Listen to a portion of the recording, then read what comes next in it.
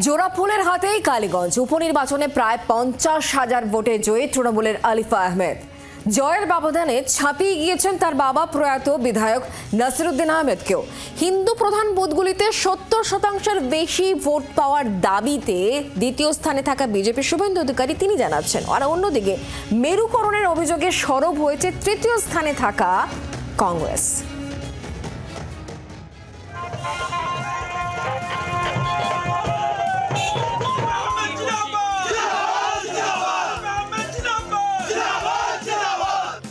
সংখ্যালঘু প্রধান কেন্দ্র, শাসক শিবিরের হাতে থাকা আসন, কালীগঞ্জের ফলাফল নিয়ে কোনো মহলেই বিশেষ কোনো সন্দেহ ছিল না।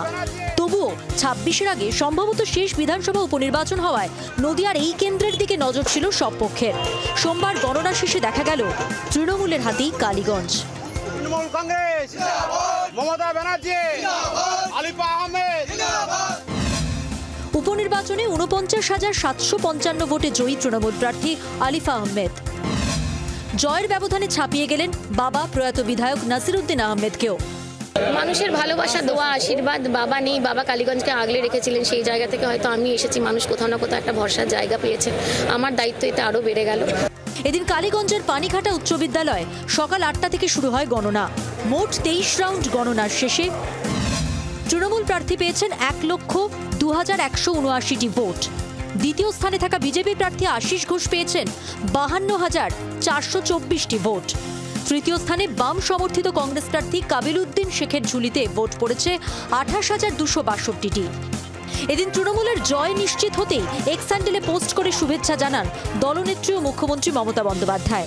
প্রয়াত বিধায়ক নাসিরউদ্দিন আহমেদকে এই জয় উৎসর্গ করে তিনি লেখেন, কালীগঞ্জ বিধানসভা কেন্দ্রের উপনির্বাচনে এলাকার সব ধর্ম, সব বর্ণ, সব জাতি এবং সর্বস্তরের মানুষ তাদের ভোটাধিকার প্রয়োগ করে আমাদের বিপুলভাবে আশীর্বাদ করেছেন।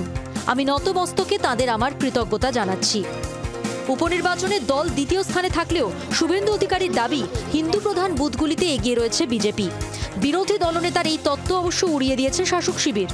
ওখানে মাত্র 109টা হিন্দু বুথ আছে আউট অফ 309। সব হিন্দু বুথে আমরা 70%, 75%, 80% করে ভোট পেয়েছি। বাংলায় যদি 70% হিন্দু এক হয়, সরকার হয়ে যাবে। আমাদের 13টা অঞ্চলের মধ্যে একটা অঞ্চল কালীগঞ্জ, যেটা হিন্দু মেজরিটি।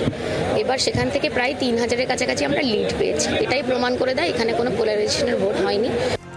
যদিও ভোটে হেরে ঘাসফুল ও পদ্ম শিবিরের বিরুদ্ধে মেরুকরণেরই অভিযোগ তুললেন কংগ্রেস প্রার্থী কাবিল উদ্দিন শেখ। একদম গোপন আঁতাত করে এইভাবে করলে পারে আমি দায়িত্ব নিয়ে বলছি, আমি জোটের ক্যান্ডিডেট। আগামী 100 বছর জিতা যাবে না, কারণ মোদি আর দিদি যে সেটিং, ঠিক এখানেও সেটিং হয়েছে তৃণমূলের সঙ্গে বিজেপির, যার ফলে ভোটের রেজাল্ট এরকম। দিনের শেষে অবশ্য ভোটের ফল নিয়ে কাটাছেঁড়া ব্যাকসিটে চলে গিয়েছে। কালীগঞ্জে ভোট উৎসবের জেরে বছর দশেকের স্কুল ছাত্রীর মৃত্যু নিয়েই জোর তরজা রাজ্য রাজনীতিতে। ক্যামেরায় অরিন্দমের সঙ্গে বিক্রম অনুপের রিপোর্ট, জি 24 ঘন্টা। বাংলার আওয়াজ, বাঙালির আবেগ, জি 24 ঘন্টা।